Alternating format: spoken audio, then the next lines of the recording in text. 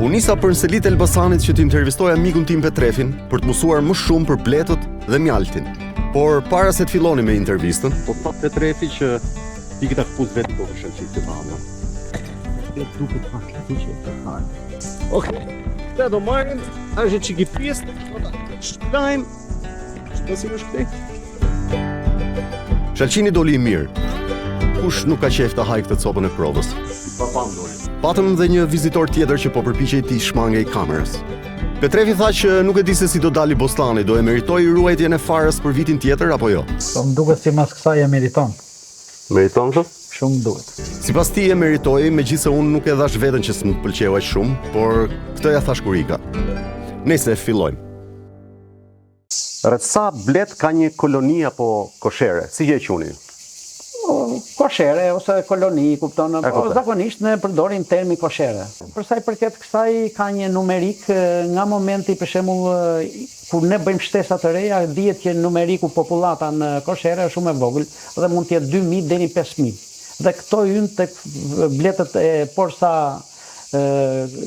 krijuara me fjalën ndarjet e reja që themi ne, kurse kolonit prodhuese arrin 25.000, 30.000 blet. Një koloni bletësh, një koshere. Një koshere, 25 deri në 30.000. Po.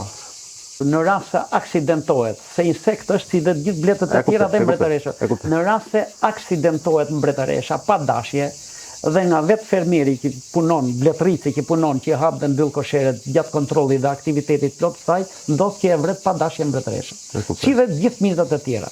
Çfarë bëhet konkretisht në koshere? Në koshere konkretisht veprohet ipet një informacion nga grupi i bletëve infermiere që drejtonin mbretëreshën, mirëmanin mbretëreshën, ipet informacion dhe ka ligjin biologjik të vetë që nuk e le kosheren ose koloninë e bletës pa mbretëresh.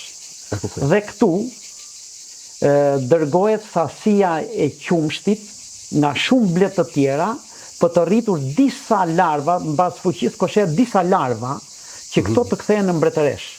Dhe kjo zgjat me njerë mas vdekjes së mbretëreshës, pa dashje, ose ndonjë rrezik që i kanoset mbretëreshës nga faktor të jashtëm, nga insekte dëmtues të tjerë, dhe kjo ndodh për periudhë 5 deri 7 ditore, i jepet informacioni dhe del mbretëresha për 16 ditë tjetra. Po që i merr fuqinë pastaj, aty mund dalin disa mbretëresha. Si mas fuqisë bre, mund dalin 1, 2, 3, 5, po kush dele para ka ligjin biologjik vetën që i eliminon tjerat. Ka ligj biologjik vetë blet. Pra ajo e para nuk i lë më të bëhen. Nuk i lë më të tjerat. I e purdhur bletëve punëtore, bletëve të magazinës që mi shfarosni këto. Nëse kosherja është mbush plot, domethënë është me mjalt, me shumë bletë dhe nuk i çan ndodh me bletët. Ka dy kohë të ndryshme. Në rastin e kulmit të kullotës dhe kur kolonia e ka numerikun e caktuar 25.000, 30.000 blet në koshere dhe ardhja mjaltit vjen më me shpejtësi sepse çdo gjë luftohet me ushtri. Kur ushtria ka numerikun e dur, sjellja e mjaltit në koshere është me shpejtësi shumë të madhe, sidomos kur dhe kullotat janë në kulm të lullëzimit, në kulm të nektarit. Temperaturat ndikojnë, jam i favorin e vetë, për shembull sepse çdo lule natyrës që të sillet nektari nga bleta në koshere ka një temperaturë caktuar. Për shembull ne themi livadhoret, e livadhoret hyn bishtajoret si tërfili, konkretisht. Që të sillet mjalti i tërfilit në koshere duhet temperaturat të jenë mbi 25 deri në 30 gradë Celsius. Ose lulja e ferrës, e ka 32 gradë Celsius. E me radhë, kullota të ndryshme kanë temperatura të ndryshme. Për shembull kullota e fundit, që është mareja që themi ne ose koqimarja, që ka dhe mjalt të idhur, kjo koqidon, kulmi i lullëzimit kësaj koqidon nga gjysma tetorit në gjysmën e nëndorit. Në periudhë temperaturat nuk e favorizojnë shumë sjelljen e mjaltit në koshere. E kuptoj. Nuk e favorizojnë, por megjithatë në ditë bukura, në periudhë 10 ditore apo 2 javore, kur temperaturat luasin 20 gradë deri 22 gradë, 19, 18, janë diçka të tillë. Këtu sillet mjalti lehtësisht dhe në atë periudhë në koshere. E kuptoj. Pra ajo mjalt mareje, ai është i hidhur? Ai është i hidhur, është dhe kullota e fundit që bleta e mbyll aktivitetin e vet. Pas mbarimit të luleve të mares, ajo tani përgatitet për dimrim, ajo është përgatitur që më parë për dimrim. Por në rast se jepet mundësi nga kushtet atmosferike, nga temperatura, nga të tjerat, jepet mundësi ky e shfrytëzon dhe këtë kullot. Bletët nuk është se funksionojnë si monarki ku vendimet i merr e vetme mbretëresha. Jo. Vendimet i marrin bletët punëtore si grup dhe vendosin se çfarë do të ndodhë me koloninë e tyre. Detyra e mbretëreshës është që të lëshoj vezë dhe të krijojë bletë punëtore sa më shumë. Nëse mbretëresha është duke e bërë mirë punën e saj, bletët do ta mbrojnë atë. Nëse mbretëresha nuk e bën më punën e saj, është koha për një mbretëresh tjetër. Nga e dallojmë një blet femër nga një mashkull? Në Koshere kemi familja e bletëve përbëhet nga bletët e Kosherës, nga meshkujt, nga mbretëresha dhe bletët punëtore. Ose bletët i fermierit, që themi ne bletët e magazinës. Dhe dallimi një blet mashkull nga një blet femër radh parë duket nga masia e trupit. Nga masia e trupit. Po ta ngasim nga fillimi nga lëshimi i vezës së mbretëreshës, për shembull bëhet dallimi ne si bletare, bëjmë dallimi si blet rritës, sepse larva e bletës mashkullore është shumë e madhe, shumë e zhvilluar. Dhe kur del ka një trup më të zhvilluar nga gjithë bletët e tjera në Koshere. Pra është më e madhe. Është më e madhe. Bleta mashkull. Po. Dhe ka dhe një karakteristikë veçantë. Bleta mashkull nuk ka thumbin për pickim. Kurse bleta punëtore në ditët e para të saj e ka thumbin, po nuk e ka sasinë e dur të elmit, flitet për bletët 2-3 ditore të posa lindura. Më pas këto e krijojnë atë imunitetin e vet dhe kanë atë thumbin që zakonisht na ndodhin këto. Që na ndodhin. Pra kur na pickon një blet, domethënë nuk është mashkull. Jo, ne si bletare e dim, kurse një fëmijë apo një rritur tjetër që nuk e ka iden, e ke parasysh, trembet dhe nga bleta mashkull, kurse Sa përqind ka, domethënë në Koshere, si janë ndara, sa janë femra, sa janë meshkuj, si është përqindja e ndarë? Në çdo koloni bletësh, raporti më i madh është i bletëve punëtore. Ajo është baza kryesore e aktivitetit të natyrës, që shfrytëzon natyrën, janë bletët punëtore. Dhe bletët punëtore në Koshere zënë 95 deri 97%. Kurse bletët mashkullore zënë një numerik shumë të vogël. Këto janë thjesht bletë që nuk kryejnë shumë aktivitet në natyrë, janë vetëm shfrytëzojnë punën e bletëve punëtore, hanë mjaltin në Koshere. Aktiviteti këtyre është vetëm marrin pjesë në 2 procese shumë të rëndësishme. Në para është fekondimi i mbretëreshës dhe tjetra duke qenë në Koshere dhe këto kanë një aktivitet në centrifugimin e themine ose ndryshe në largimin e lagështisë së mjaltit në Koshere. Se mjalti nga natyra vjen nga bletët punëtore nëpërmjet gypit thithës. E thithë në formë vese, në formë ujti bleta te gypi i luleve, nektarin, dhe vjen i ushëm në Koshere. Kurse së bashku me gjithë bletët e tjera të magazinës dhe meshjet ndikojnë në atë ku ne afrohemi ose pranë një Koshere ndjemi zhurmë aty. Kjo zhurmë është lëvizja e krave të bletës në Koshere që bëjnë largimin e lagështisë së mjaltit. E kuptoj. Kam dëgjuar që bletët para se të vit dimri, domethënë, meshkujt i nxjerrin për jashtë nga Koshere. Duke para aktivitetin e meshkujve, ata janë një qylagjinj. Ata hanë rezervat ushqimore të bletëve punëtore. Dhe ajo merr masat para kohe, nuk i duhen më në atë periudhë asaj. Pra nuk i vjen punë. I duhet në ciklin e vitit që vjen, që zakonisht kur fillon me lëshimin e vezëve të mbretëreshës. Nuk i vjen punë, ata marrojnë rezervat ushqimore. Po çfarë ndodh me këta? Dhe ajo ndërpret aktivitetin e pjelljes të vezëve mashkullore. Jo se i përze. Këta që kanë dhe këta siç ka bleta 40 ditë dhe bleta mashkull, dhe kjo ka një cikl të shkutur dhe kjo që rron. Dhe kjo largohet vetë dhe ti vdes. Mund të vdesi në Koshere, mund të vdesi në natyrë, por zakonisht bletët mashkullore vdesin në Koshere. Sepse duke qenë tembel, duke netur aty ishte dhe vdekje. Aty ishte lindja, aty ishte dhe vdekje. Bletët nuk i kanë shumë qejf ngjyrat e errta dhe edhe të kuqen ato e shikojnë si ngjyrë zezë dhe i duket si ngjyrë kërcënuese. Pikërisht kjo ishte një nga arsyet që unë vesha këtë këmishë me këtë ngjyrë. Dhe kjo besoj unë ka bërë të mundur sot se po rri afër koshere dhe të pampicku akoma ndonjëra. Dhe me pak fjalë nuk është se dua të hyj deri në detaje apo të hyj. Okej, po i bëj një shpjegim të shpejtë se çfarë ndodh se si shikojnë lulet, bletët ndryshe nga ne.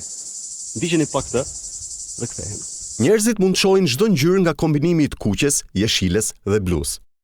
Ne mund të perceptojmë deri tek ngjyrat violet, apo siç i themi lejla, ndërsa bletët arrijnë në ultraviolet, të cilën ne nuk mundemi ta dallojmë. Dhe siç ne nuk arrijmë dot në skajën e fundit të ngjyrës violet, që është ultraviolet, bletët nuk arrijnë dot të shohin fundin e anës tjetër të spektrit, që është e kuqja. Ato mund të arrijnë deri tek portokallia. Megjithatë, bleta arrin të shohë diçka më tepër se ne rreth saj. Nëse një lule për syrin ton duket e tillë, bleta sheh diçka tjetër, që është kjo.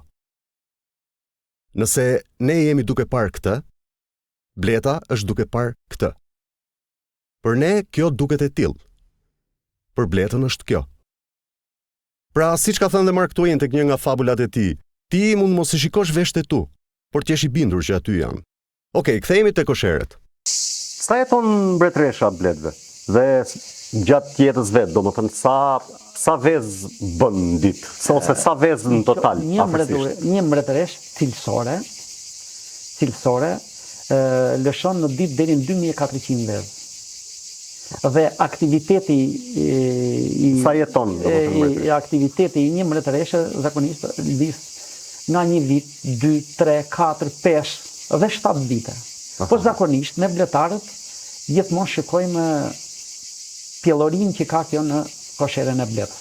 Pra mund të ndikoni dhe ju për ta ndru mbretëreshën. Po, nëse kësa i bie rendimenti i pjellit, i lëshimit të vezëve, që ne shikojmë në një kornizë dhe shikojmë që kur ajo i lëshon vezët, i lëshon në mënyrë aktive në të gjithë qelizat e kornizës.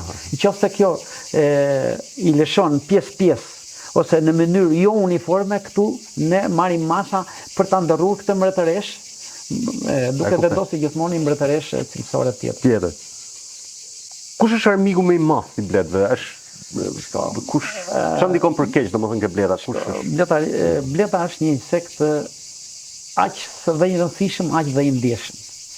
Dhe armiq më të mëdhenj bletës, si dhe çdo organizëm ose çdo qenie biologjike e gjallë, ka kundërshtarët e vet.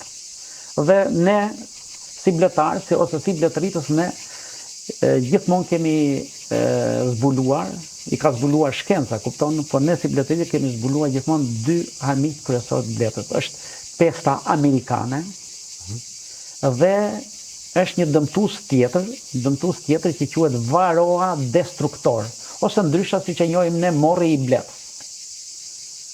Ky ka faza të zhvillimit të bletës të tilla që ne në mosmarrjen e masave ky na degeneron kosherën.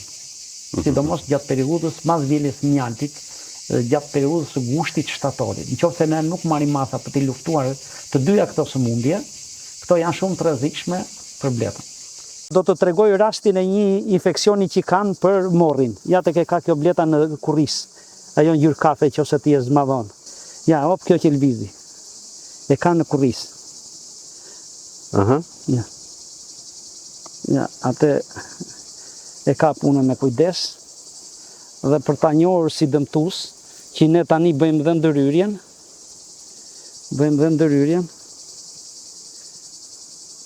Ja, atë e ka në kokë fare. Ja. Prit. Silvis, ky është Varroa destructor, armiku numër 1, morri i bletës, që quhet ndryshe. Nëse e shikon lëvizjen. Kjo është shumë e rrezikshme. Kjo në këtë periudhë shkakton shumë dëm nëse nuk trajtohet me preparate kimike. Po ku e pe atletike ajo bleta? Po unë e pash në trupin e bletës. Po ku e pe në trup, ku duket? Po duket, ne që jemi bletarë ne e njohim kështu që në lëvizje bletën. Ja, mund të shikoj, dhe kur ne shikojmë me sy të lirë në kornizë, do të thotë që ka shkallë infeksioni. Megjithatë bleta në përgjithësi është e pastër, e mirë. Unë do mundohem të gjej, zakonisht kornizat anësore kanë blet meshkuj që unë dhe mund të gjej gjatë tu.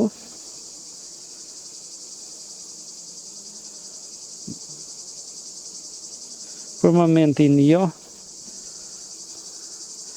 Kjo është byfteku, kornizat që janë me byftek, me polen, që themi ne.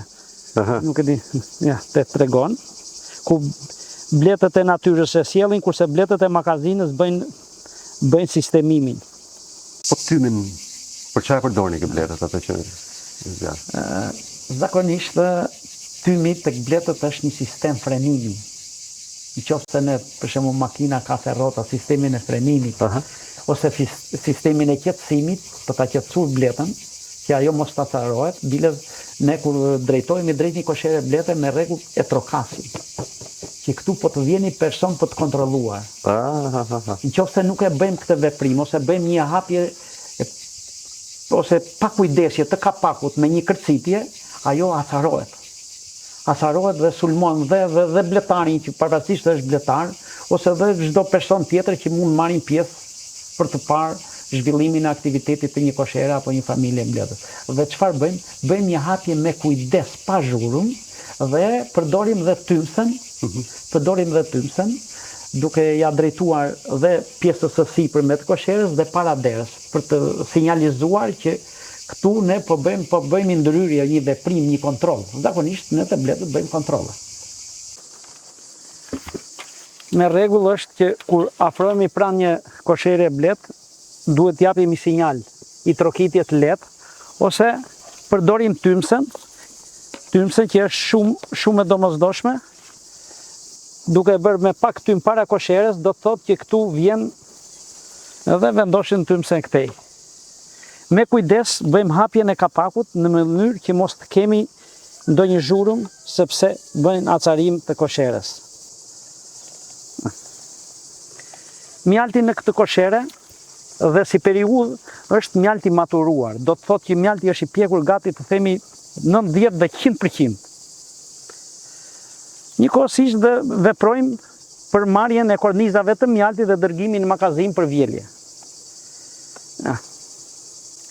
Këtu bleta e ka grumbulluar, do thotë që kjo kornizë është e gatshme për tu hequr nga bleta.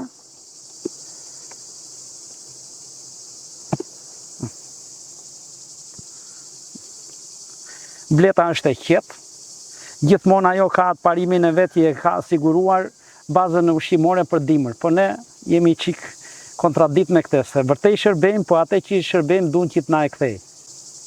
Dhe për këtë arsye, ne me kujdes bëjmë tundjen, këtu bëhet largimi, dhe kjo kornizë është e gatshme për të dërguar për magazin.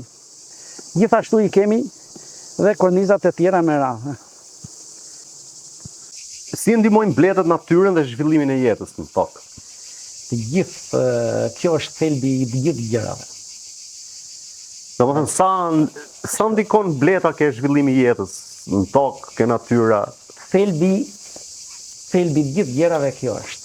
Ne si bletar, ne jemi heronjtë të natyrës. Jemi shpëtimtar të natyrës. Jo unë, po gjithë bletërisit kudo që janë në botë. Dhe pa pllenimin e luleve, që bëhet realizohet me anë të bletës, që është një sekti më i adhuruar në gjithë insektet e tjera, nuk do ketë zhvillim bujqësia, nuk do ketë zhvillim frutikultura, e të gjithë natyra. Kupton, bile siç janë bërë kërkimet shkencore, nëse zhduket bletaria, njerëzimi jep shenja pa sigurie. Jep shenja pa sigurie dhe kjo periudhë, nëse zhduket bletaria, kush da bëjnë plenimin e natyrës, të luleve të natyrës? Jep shenja që dhe njerëzimi është, jo 4-5 vjetë mund të rrojmë shumë se sa bleta më pas. Sa do janë bërë ndërhyrje. Pra mund shuhet njerëzimi. Po, janë bërë shërhyrje. Dhe janë bërë parashikimet të tilla që nëse do zhduket disa nga artikujt kryesor ushqimor,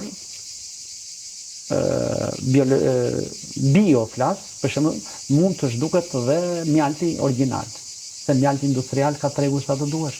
Po flitet për mjalt që sjell bleta nga natyra në koshere. Tani bletët mjaltin e bëjmë për vete dhe ne ja marrim apo ç'o ndodh domethënë? Shko, qëllimi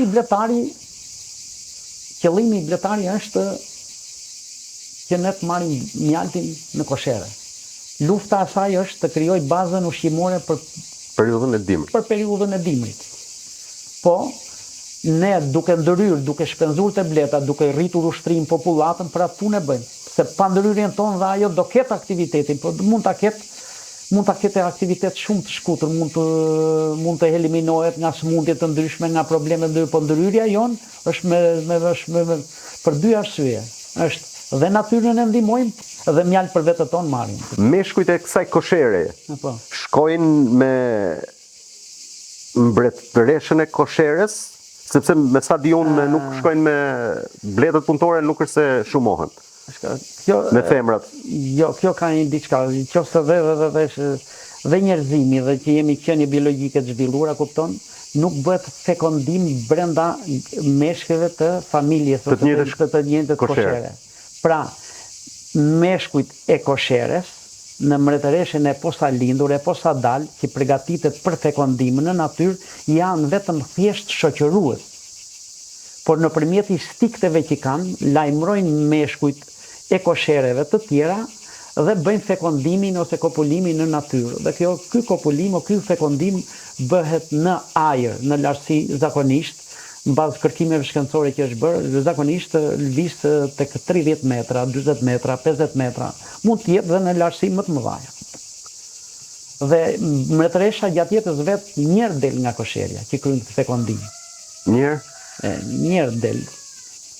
Dhe me rreth sa blet meshkuj?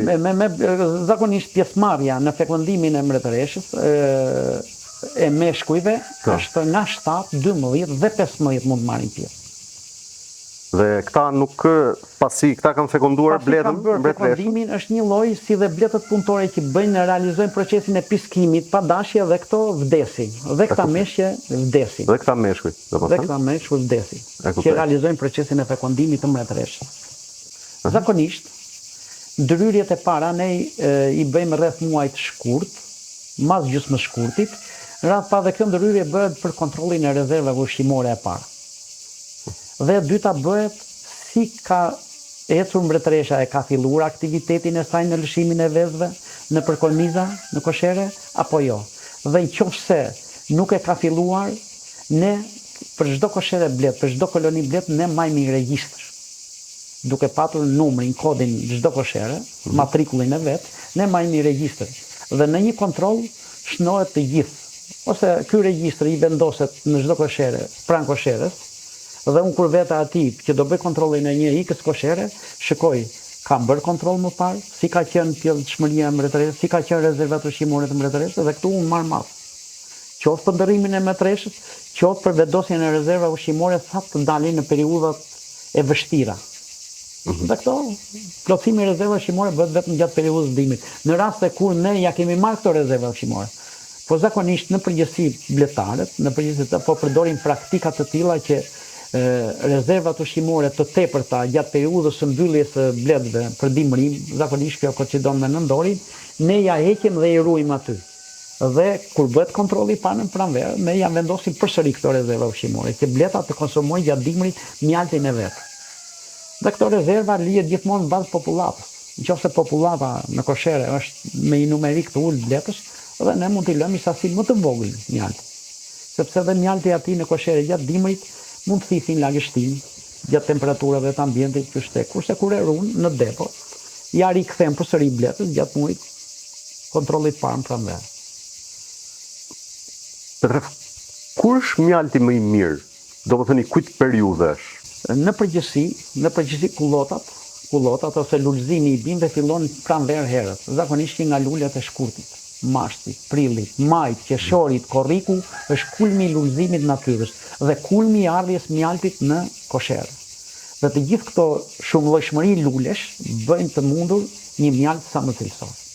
Pastaj kemi dhe kullota të vjeshtës, ose kemi dhe kullota të veçanta, për shembull siç është mjalti i gështenjës, mjalti i mares, koçimares që themi ne, është mjalt shumë cilësor, por është mjalt monoflor, një lulësh. Kurse mjaltet më të mira, në bazë studimeve ose analizave apo kërkime shkencore që kanë bërë, është mjalti poliflor, që ka gjithë natyrën brenda.